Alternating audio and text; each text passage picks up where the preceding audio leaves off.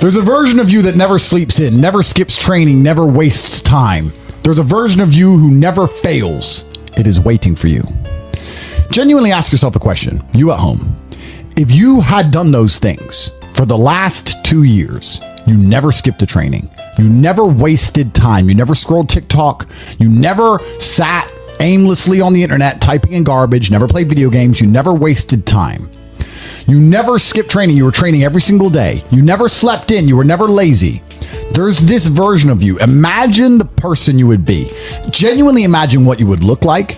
Imagine where you would live. Imagine the car you would drive. Imagine how much your woman would respect you. Imagine the love you would see in her eyes when she looks at you with adoration like a king. Imagine your existence. That person is waiting for you. And the only thing that's stopping you from being that person is your monumental laziness. You can have it. The universe is very giving. It will give you anything you work for. I've never seen somebody try for something with all of their might and not get it. The only people who do not have the things they want are the people who do not try for them. I've never seen a person wake up and say, my only dedication in life is to solve a Rubik's Cube and fail. You are not stupid. You are not incompetent. You are lazy and arrogant. It's extremely important you understand that that person is waiting for you and you are declining that version of yourself. In the multiverse, in the many different versions of the universe that exist, there is a version of you that does those exact things. And he is a greater person than you can even fathom. You can transform yourself into that guy. You can be a top G. That's exactly what I did. I knew who I was going to have to end up being before I became that person. My brother and I are not from rich families. We are not from advantaged beginnings. But I knew I had to be a big, strong, fighting billionaire. That's what I knew I had to be. Discipline is the key to success.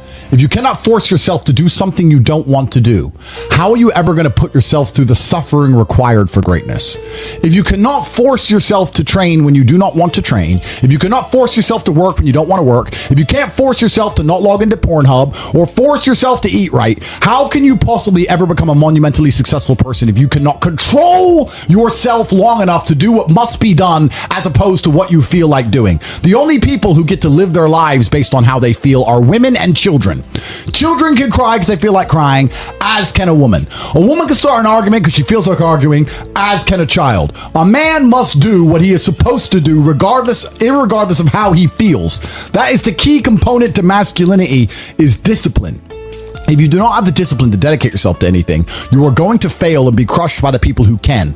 If you only go to the gym when you feel like going to the gym, you're never going to be as strong as the people who go to the gym when they don't feel like going to the gym.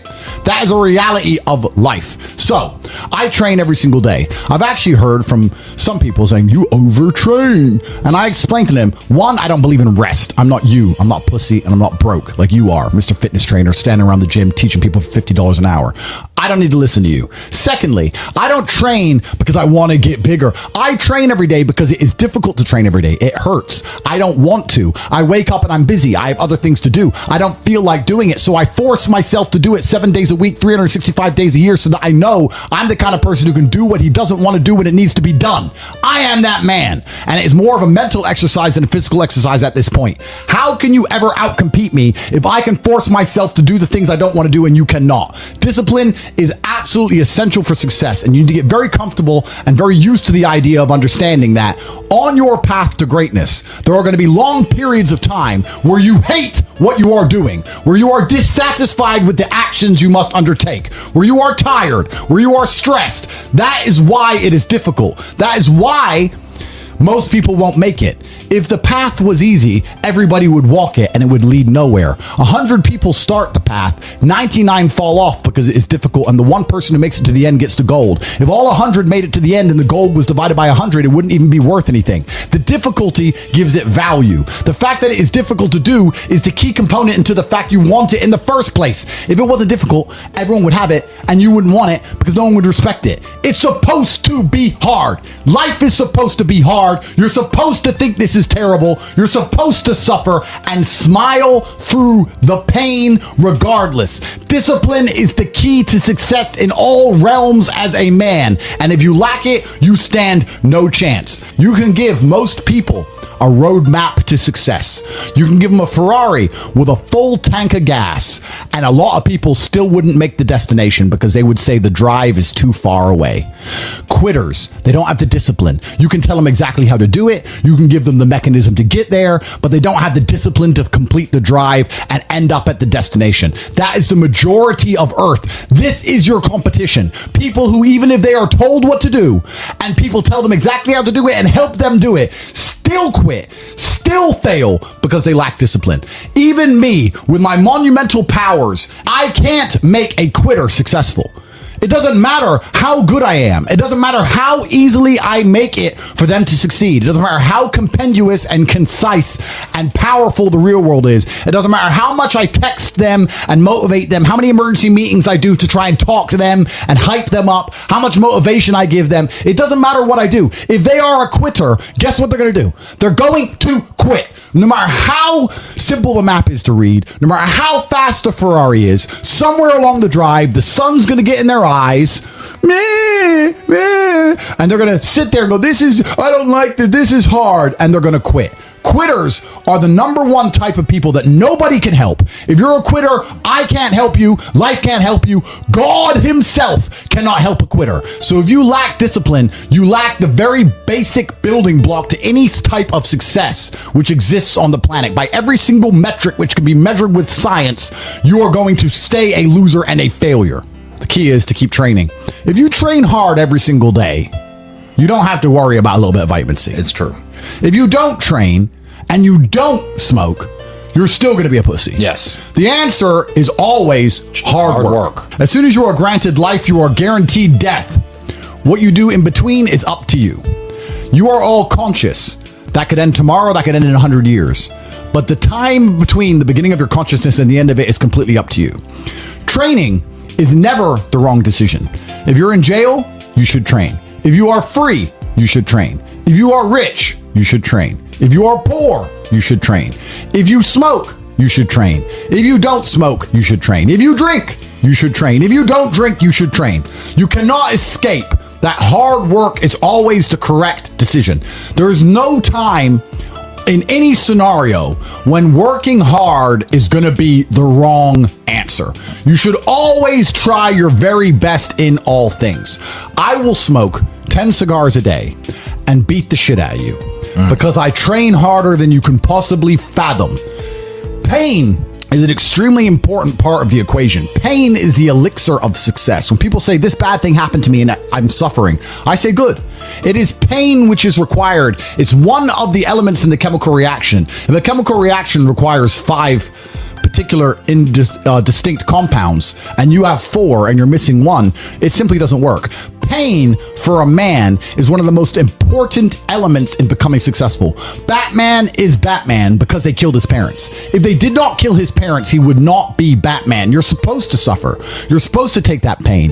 The worst thing that can happen to you as a man is you live a life with no pain in it. To be born into a rich family and have a nice, easy life and be given money, and you don't have to go to the gym and not have to train because you have bodyguards and sit around like a fuck up. You're going to be miserable and unhappy and a drug addict buying prostitutes. You're only going to have women who adore you. You're only going to feel confident in yourself and feel happy when you've been through hell and come out the other side. The pain is required, and you'll often notice that people who are better than you are people who have suffered more than you have suffered. So the person who is waiting for you, he requires your motivation. It also requires huge amounts of pain. So when bad things happen to you, do not sit at home and lament. Do not feel sorry for yourself. Instead, look in the mirror and say, thank you, God, for giving me one of the ingredients that is needed for the chemical concoction that is going to turn me into a superhero. Because pain is an extremely important one. In fact, it's one of the most important ones for a man. Everything is war. All of it. Sitting in the commute without losing your patience is war. Trying to find a way to escape your slave job is war. Keeping your wife happy and your children inspired is war. Training to become stronger than before is war. It is all war, and it cannot be avoided. And I'll tell you why it's war. Because war is 2 opposing sides trying to achieve the same goal. 2 opposing sides want the same land or the same influence over X land. And the car you want, the Ferrari, you're not the only person who wants it. The reason it's so expensive is because others people want it. The girl you want, the beautiful woman, everyone wants her. It is war. It is competition. Everything about life as a man is war. It is conflict because you are competing against the other men who want it the same, which is why discipline is such an important thing, which is why you must take the pain and add it to the concoction to become as formidable as possible. Life is war. This idea that you can go through life as a man and avoid war is probably the biggest mistake that most men make, because it is impossible for you to achieve anything significant without war. Running a business is war. Running a hotel, running a restaurant, running an online company, it's war. Training is war. Life as a man is war. You need to wake up and view it exactly as what it is. Everything I want, other people want. Everything I desire, other men are trying to get. This is a war and I must outcompete them. That is the best possible mental model you can have. Even in jail, it was a war for who could stay most calm. A war who could control their mind the best. A war for who could suffer the least. That is war. I was surrounded by people who lost their minds and I refused. It was a battle and I was successful. Life in and of itself as a man is a never-ending struggle and a never-ending battle. It is the constant of the human condition. Evolution requires pain. While others complain that they do not feel happy enough, I'm happy I'm struggling. I don't want to be happy. I want to be great. This is the beauty of life as a man. Do you understand? I don't care. I'm happy to be struggling.